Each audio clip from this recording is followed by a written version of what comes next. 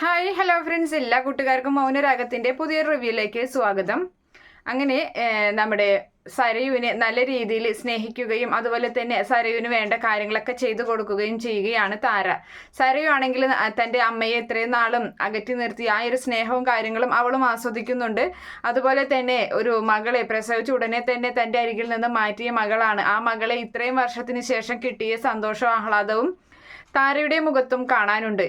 എന്തായാലും കല്യാണിയും കിരണിലും നല്ല സംശയമുണ്ട്. എന്തുകൊണ്ടാണ് താരയാൻറ്റി മറ്റൊരു വീട്ടിലേക്ക് മാറി നിൽക്കുന്നത്? അതിൻ്റെ ആവശ്യം എന്താണ്? എന്തുകൊണ്ടാ അത്രയും സുഖത്തിൽ അച്ഛനും അമ്മയുടെയും കൂടെ നിന്നാൽ പോരെ? അവര് ആൻറ്റിയെ ഒരു പണി പോലും ചെയ്യിക്കില്ല. അമ്മ എടുക്കുന്ന പണിയെടുക്കുമ്പോൾ പോലും ആൻറ്റിയെ കൊണ്ട് ഒന്നും ചെയ്യിക്കാറില്ല. അതേ സ്ഥാനത്ത് ശാരി ആൻറ്റി വന്നതുകൊണ്ടാണ് അങ്ങോട്ട് പോയതെങ്കിലും ശാരി ആൻറ്റി അവിടുത്തെ ഒരു ജോലിക്കാരിയെ പോലെയാണ് അവിടെ ഇപ്പോൾ നിലനിന്ന് പോകുന്നത്. അതുകൊണ്ട് അങ്ങനെ ഒരു ഈഗോയുടെ ആവശ്യവുമില്ല. പിന്നെ എന്താണ് ആൻറ്റിയുടെ മനസ്സിൽ ഇപ്പം നല്ല സന്തോഷവും കാര്യങ്ങളൊക്കെയാണ്. തന്നെയല്ല, നമ്മളൊക്കെ അവിടെ നിന്ന് എത്രയും വേഗം വന്ന് ചെന്ന് കഴിഞ്ഞാൽ നമ്മളെ ഒന്നും പെട്ടെന്ന് അവിടെ നിന്നും പറഞ്ഞയക്കാനുള്ള ധൃതിയും കാര്യങ്ങളൊക്കെയാണല്ലോ എന്നൊക്കെ ഇങ്ങനെ അവർ ചർച്ചയ്ക്ക് ഇടുന്നുണ്ട്. എന്തായാലും നമ്മുടെ കിരൺ ഒരു കാര്യം തീരുമാനിച്ചിട്ടുണ്ട്. ഇനിയിപ്പോൾ സരുവിനെ പറ്റിയുള്ള എന്തെങ്കിലും ഒരു അറിവ് ആൻറ്റിക്ക് കിട്ടിയിട്ടുണ്ടാകുമോ, അതെന്തായാലും അറിഞ്ഞിരിക്കണം. അങ്ങനെ ഒരു കാര്യമുണ്ടെങ്കിൽ തന്നെ എന്നൊക്കെ ഇങ്ങനെ കിരൺ മറുപടി പറയുകയും ചെയ്യുകയാണ്. അങ്ങനെ അതിനുശേഷമാണെങ്കിൽ സരയുവിൻ്റെ നിർദ്ദേശപ്രകാരം തന്നെ സരയുവിന് നല്ല ഭക്ഷണമൊക്കെ ഉണ്ടാക്കി കൊടുക്കുകയും അവളെ തലയിലെ താളിയൊക്കെ തേച്ച് അവളോട് ചൂടുവെള്ളമൊക്കെ ഉണ്ടാക്കി കൊടുക്കുകയാണ് കുളിക്കാൻ വേണ്ടിയിട്ട്. അങ്ങനെ അവൾ തൻ്റെ കുഞ്ഞിനെ ഒന്ന് കാണണമെന്ന് ആഗ്രഹം പറയുമ്പോൾ കുഞ്ഞിനെ കൊണ്ടുവരണം, എനിക്ക് മോളെ കാണാതിരിക്കാൻ പറ്റുന്നില്ല, 1-2 മണിക്കൂർ കഴിഞ്ഞ് കൊണ്ടുവന്നാക്കി കൊടുക്കാം, എന്തായാലും എൻ്റെ അരികിൽ കുഞ്ഞ് നിൽക്കണ്ട, അവിടെ തന്നെ നിന്നോട്ടെ, അത് അവർക്ക് എൻ്റെ അമ്മ തന്നെയാണ് എൻ്റെ കുഞ്ഞിന് ഇത്രയും നാൾ നോക്കിയത്, അപ്പം എൻ്റെ അമ്മ തന്നെ ഇനി അങ്ങോട്ട് നോക്കിക്കോട്ടെ എന്നൊക്കെ ഇങ്ങനെ പറയുന്നുണ്ട്. എന്തായാലും നമ്മുടെ താര ഒരുങ്ങി നേരെ വരികയാണ്. ഇവിടേക്ക് രൂപയുടെ വീട്ടിലേക്ക് വരുന്നുണ്ട്. അങ്ങനെ അവർ നല്ല പരാതികളും കാര്യങ്ങളൊക്കെ പറയുന്നുണ്ട്. എന്തിനാ താര നീ അവിടെ ഒറ്റയ്ക്ക് പോയി നിൽക്കുന്നു, നിനക്ക് എന്തിനാ അതിനങ്ങനെ പോകേണ്ടി നിൽക്കേണ്ട ആവശ്യം? അപ്പം ശാരിയും ചോദിക്കുന്നുണ്ട്, ഞാൻ വന്നത് കൊണ്ടാണോ താര അവിടെ പോയി നിൽക്കുന്നത്, ഞാൻ വന്നതൊരു ബുദ്ധിമുട്ടായോ താരയ്ക്ക് എന്നൊക്കെ ചോദിക്കുമ്പോൾ ഇല്ല എന്നിങ്ങനെ ശാരിയോട് മറുപടി പറയുന്നുണ്ട്. അങ്ങനെ കുഞ്ഞിൻ്റെ അരികിലേക്ക് ചെല്ലുകയാണ്, കുഞ്ഞിനെ കളിപ്പിക്കുന്നുണ്ട്. അങ്ങനെ കുഞ്ഞിനെ ഞാൻ കുറച്ചു നേരം പുറത്തേക്ക് കൊണ്ടുപോയിക്കോട്ടെ എന്ന് ചോദിക്കുകയാണ്. അപ്പോൾ ആ സമയത്ത് അതെന്തിനാ താര ഇവിടെ വെച്ച് നിനക്ക് കണ്ടാൽ പോരെ, ഇനിയിപ്പോൾ എന്തിനാ പുറത്തേക്ക് പോകുന്നത് എന്ന് ചോദിക്കണം. അങ്ങനെ ഒരു പതിവ് നീ അങ്ങനെയൊന്നും ആവശ്യപ്പെടാത്തതാണല്ലോ, ഇപ്പം എന്ത് പറ്റി എന്ന് ചോദിക്കുകയാണ്. അപ്പോൾ ഇല്ല, എനിക്ക് കുഞ്ഞിനെ ഒന്ന് കൊണ്ടുപോയാൽ കൊള്ളാമെന്നുണ്ട്, അത്രേ ഉള്ളൂ. എന്നാൽ നീ കൊണ്ടുപോയിക്കോ, എന്തായാലും നീ ഈ കുഞ്ഞിൻ്റെ സ്വന്തം മുത്തശ്ശി നീ തന്നെയാണല്ലോ, അപ്പം അതുകൊണ്ട് നിന്റെ ആഗ്രഹം അങ്ങനെയാണെങ്കിൽ നടക്കട്ടെ എന്ന് കുഞ്ഞിനെ ശ്രദ്ധിച്ചോളം കേട്ടോ എന്നൊക്കെ ഇങ്ങനെ പറഞ്ഞിട്ട് അങ്ങനെ ചന്ദ്രസേന രൂപയും കുഞ്ഞിനെ അവളുടെ താരയുടെ കയ്യിൽ കൊടുത്തു വിടുകയാണ്. എന്തായാലും ശാരിക്ക് അതിൽ ചെറിയൊരു മനപ്രയാസം കാര്യങ്ങളൊക്കെ ഉണ്ട്. അതിനുശേഷമാണെങ്കിൽ നമ്മുടെ കിരൺ ഈ ഒരു കാര്യം അറിയുകയാണ്. കിരണും കല്യാണിയും കൂടി അവിടേക്ക് വരുന്നുണ്ട്. അപ്പോൾ കുഞ്ഞിനെ അന്വേഷിക്കുകയാണ്. കുഞ്ഞിനെ അന്വേഷിക്കുമ്പോൾ കുഞ്ഞിവിടെ ഇല്ല എന്ന കാര്യം അറിയുന്നുണ്ട്. എങ്ങോട്ട് പോയി കുഞ്ഞ് എന്ന് ചോദിക്കുന്നുണ്ട്. അപ്പോൾ പറയാണ് താര വന്നിട്ട് കുഞ്ഞിനെ കൊണ്ടുപോയി എന്ന് പറയുന്നുണ്ട്. അതെന്തിനാ താരാൻ്റെ എന്തിനാ എവിടേക്കാണ് കുഞ്ഞിനെ കൊണ്ടുപോയത്? അപ്പോൾ അതൊന്നും അറിയില്ല, കുഞ്ഞിനൊന്ന് പുറത്ത് കൊണ്ടുപോകട്ടെ എന്ന് ചോദിച്ചപ്പോൾ സമ്മതിച്ചു എന്ന് പറയുകയാണ്. അപ്പോഴും നമ്മുടെ കിരണ് നല്ല സംശയവും കാര്യങ്ങളായിട്ടുണ്ട്. കിരൺ എന്തായാലും അന്നാ ഞാനിപ്പോൾ വരാം കല്യാണി എന്ന് പറഞ്ഞിട്ട് വേഗം തന്നെ കിരൺ താരയുടെ വീട്ടിലേക്ക് അങ്ങനെ പതുക്കെ പോവുകയാണ്. അപ്പോൾ അവിടെ ചെന്ന് കുറച്ച് ദൂരെ കാറ് മാറ്റിയൊക്കെ ഇടുന്നുണ്ട്. അപ്പോൾ താര എന്തായാലും വീട്ടിലുണ്ടെന്ന കാര്യം മനസ്സിലാക്കുകയാണ്. അങ്ങനെ അതിനുശേഷമാണെങ്കിൽ അവിടെ എന്താണ് നടക്കുന്നതെന്ന് അറിയാൻ വേണ്ടിയിട്ടുള്ള തത്രപ്പാടിൽ നമ്മുടെ കിരൺ സത്യങ്ങൾ മനസ്സിലാക്കുന്നുണ്ട്. അങ്ങനെ ആ സമയത്ത് താര കുഞ്ഞിനെ കൊണ്ട് സരയുവിന് കൊടുക്കുന്ന കാഴ്ചയാണ് കാണുന്നത്. എന്തായാലും തൻ്റെ കണ്ണുകളെ വിശ്വസിക്കാനാവാതെ സരയുവിനെ കണ്ടിട്ട് കിരണിനെ വിശ്വസിക്കാൻ പോലും പറ്റുന്നില്ല. എന്താ ഈ കാണുന്ന കാഴ്ച?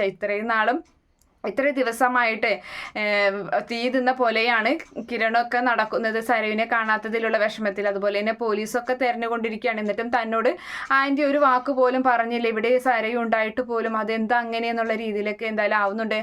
എന്തായാലും ആ ഒരു സത്യം അപ്പോൾ നേരിട്ട് താരയോട് ചോദിക്കുന്നില്ല. കണ്ട സത്യങ്ങളൊക്കെ ഉള്ളിൽ മറച്ചു വെച്ച് കിരൺ അവിടെയൊന്നും തിരികെ പോരുകയും ചെയ്യുകയാണ്. അങ്ങനെ സരയു തൻ്റെ കുഞ്ഞിനെ മതിയാവോളം സ്നേഹിക്കുന്നുണ്ട്. എന്തായാലും കുഞ്ഞ് പറഞ്ഞു കൊടുക്കില്ലല്ലോ, സരയു തൻ്റെ അമ്മ ഇവിടെയുള്ള കാര്യം എന്തായാലും ആരോടും പറഞ്ഞു കൊടുക്കുന്നില്ലല്ലോ.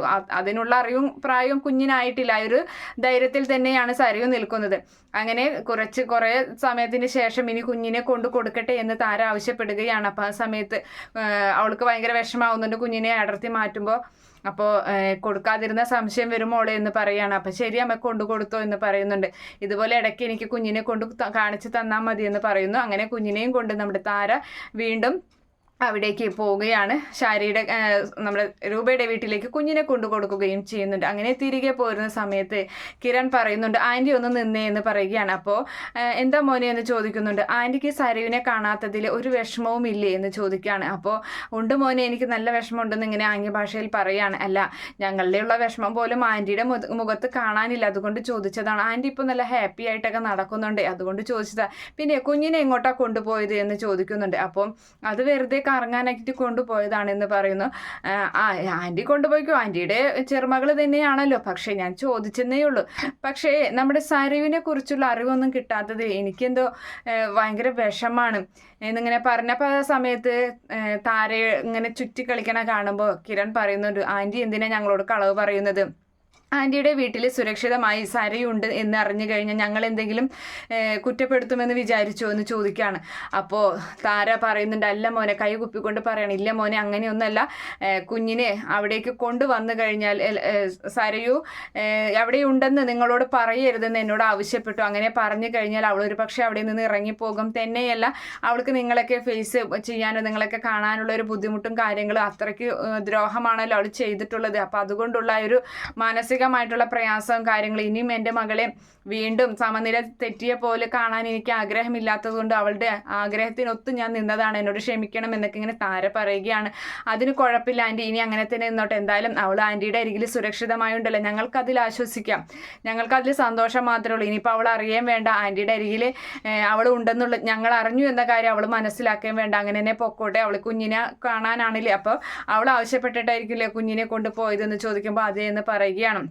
എങ്ങനെയുണ്ട് ഇപ്പോൾ അവളുടെ സ്വഭാവം എന്ന് ചോദിക്കുകയാണ്. അപ്പോൾ താര പറയുന്നുണ്ട്, നല്ല സ്നേഹമാണ്, എന്നോട് ഒരുപാട് സ്നേഹം കാണിക്കുന്നുണ്ട്, സ്വന്തം അമ്മയെ പോലെ തന്നെ എല്ലാ കാര്യങ്ങളും എനിക്ക് ചെയ്ത് കൊടുക്കാനും സാധിക്കുന്നുണ്ട്. അത് ശരി, ഇപ്പോൾ നിങ്ങൾ അമ്മയും മകളും തമ്മിൽ പരസ്പരം സ്നേഹിക്കുകയാണല്ലേ, അത് ആയിക്കോട്ടെ, അങ്ങനെ തന്നെ നടക്കട്ടെ, ഞങ്ങളുടെ ആഗ്രഹം അങ്ങനെയൊക്കെ തന്നെയാണ്. എന്തായാലും ഞാനിത് ആരോടും പുറത്ത് ഒന്നും പറയാനൊന്നും പോകുന്നില്ല. ആൻറ്റി അവളെ നല്ല രീതിയിൽ സ്നേഹിച്ചു, ഇതുപോലെ തന്നെ കുഞ്ഞിനെ കാണാൻ ആവശ്യപ്പെടുമ്പോൾ അവൾക്ക് കുഞ്ഞിനെ കാണിച്ചു കൊടുത്തു, അവൾക്ക് എന്ത് സഹായം വേണമെങ്കിലും ഞാൻ ചെയ്തു തരാം, പൈസ കൊണ്ടായാലും അവൾ അറിയണ്ട ഞാനാണിതിന് ഞാൻ അറിഞ്ഞു എന്ന കാര്യം അവൾ അറിയണ്ട എന്നൊക്കെ കിരൺ ഇങ്ങനെ പറയുന്നുണ്ട്.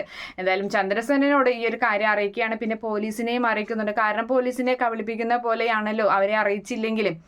അങ്ങനെ ശാരി മാത്രം ഇത് അറിയുന്നില്ല. ശാരിക്ക് അറിഞ്ഞു കഴിഞ്ഞാൽ പക്ഷെ അത് സഹിക്കാൻ പറ്റില്ല. തൻ്റെ മകൾ തന്നെ വെറുത്തിട്ട് ഇനിയിപ്പോൾ തൻ്റെ അരികിൽ നിൽക്കാതെ സ്വന്തം അമ്മയുടെ അരികിൽ നിൽക്കണം, ഇത്രയും നാൾ വളർത്തി വലുതാക്കിയ തന്നെ വെറുക്കുകയാണ്, തന്നെ അകറ്റി നിർത്തിയിരിക്കുകയാണെന്ന് അറിഞ്ഞു കഴിഞ്ഞാൽ ശാരിക്ക് അത് സഹിക്കാൻ പറ്റില്ല. അപ്പോൾ ശാരിയോടായൊരു സത്യം മറച്ചു വെക്കുകയാണ്.